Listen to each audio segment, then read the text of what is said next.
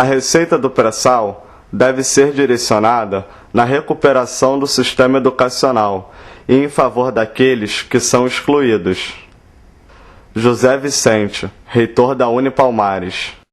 Eu, como profissional da área de educação, trago para reflexão 3 informações que dão uma ideia de talvez para onde tenhamos que apontar a nossa bússola.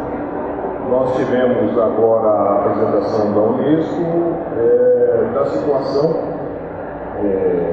da educação como um todo no mundo e a participação e também os resultados da educação brasileira numa escala de 0 a 100 e envolvendo 120 países.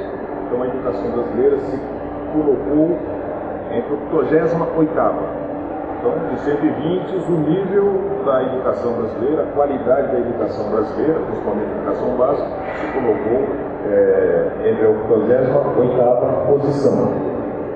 Da mesma maneira, ontem nós tivemos em São Paulo, eu sou de São Paulo, nós tivemos em São Paulo o resultado de uma prova que foi aplicada ao substituto de professores de São Paulo. Na educação básica tem os professores contratados, regulares, e tem os professores temporários, que respondem por 40% dos quase 300 mil professores de São Paulo.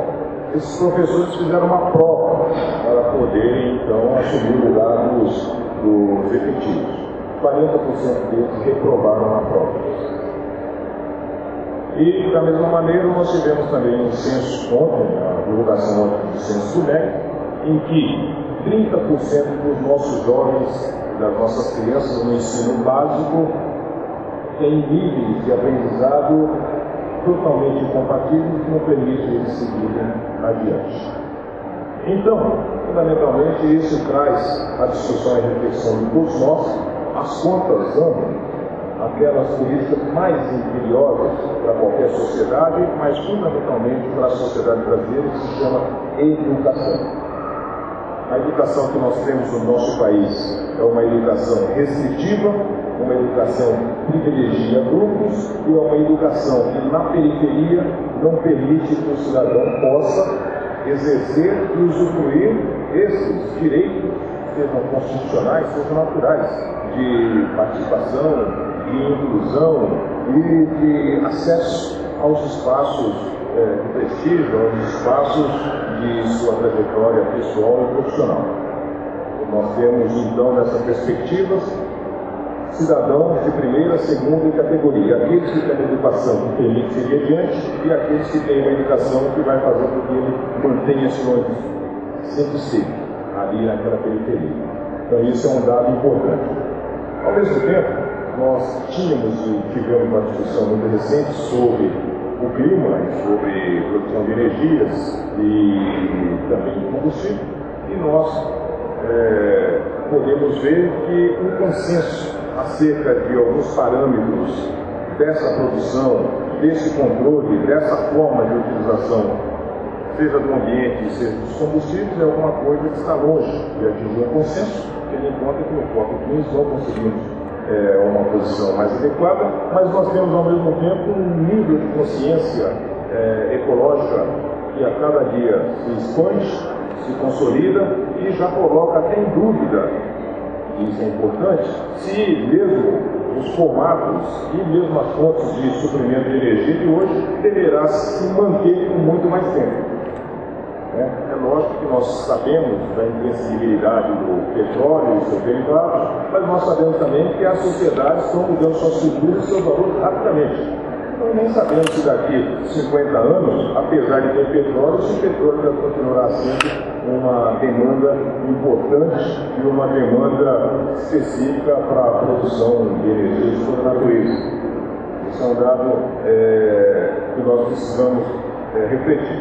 E o terceiro aspecto importante é justamente o fato da discussão de para quem deveria ser as possibilidades de transformação, de aprimoramento da sociedade, das oportunidades que vêm instaladas e consideradas com a perspectiva do pré-sal.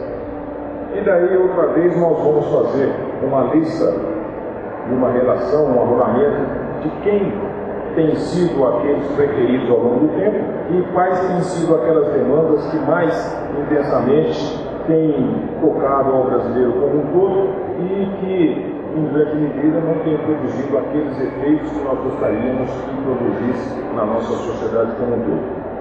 E é nessa perspectiva que essa discussão do pré-sal pode e deve ser pensada, compreendida e discutida. E nós acabamos compreendendo por essa perspectiva que, do ponto de vista do Brasil, o pré-sal pode também ser uma ferramenta importante, um instrumento importante para fazer e para tornar possível uma intervenção que, a nosso ver, é a mãe de todas as intervenções no que diz respeito ao nosso país.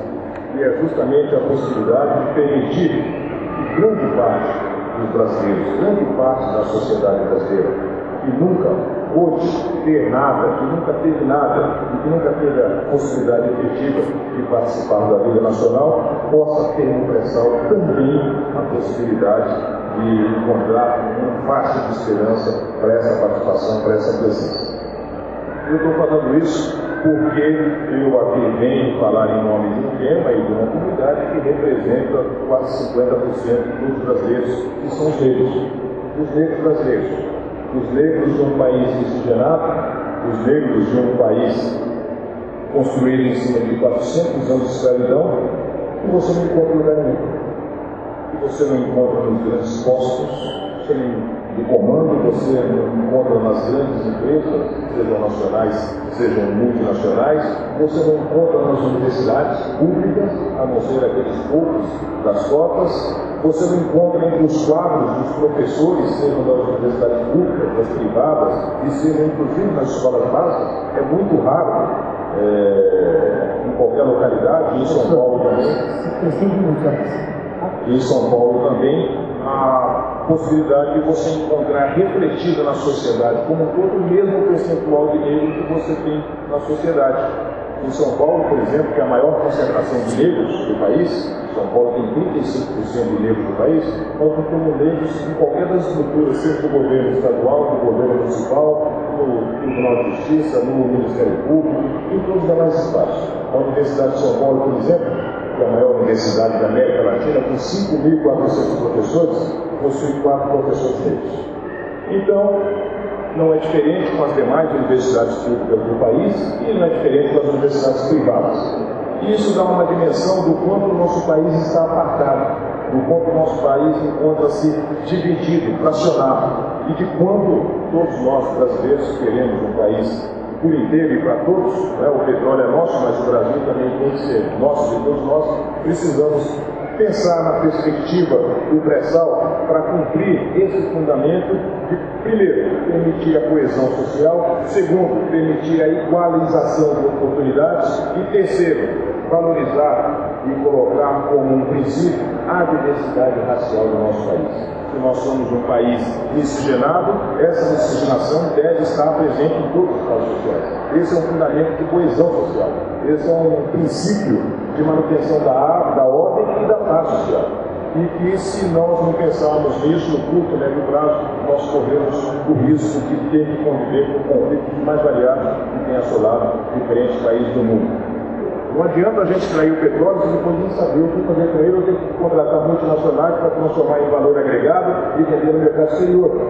E o terceiro, essa educação tem que ser uma educação que seja ampliada de forma que todos os jovens de todas as classes possam ter acesso a esse ensino gratuito. Se a universidade pública recebe o filho das grandes hierarquias de graça, nós temos que criar, através de pressão, instrumentos para que os jovens também das minorias econômicas e raciais, no caso que está funcionando, tenham essa mesma oportunidade. Então, eu imagino que essas são 3 contribuições importantes e que precisam e seria oportuno que estivessem colocadas nesse discurso, nesse debate, o melhor uso da educação.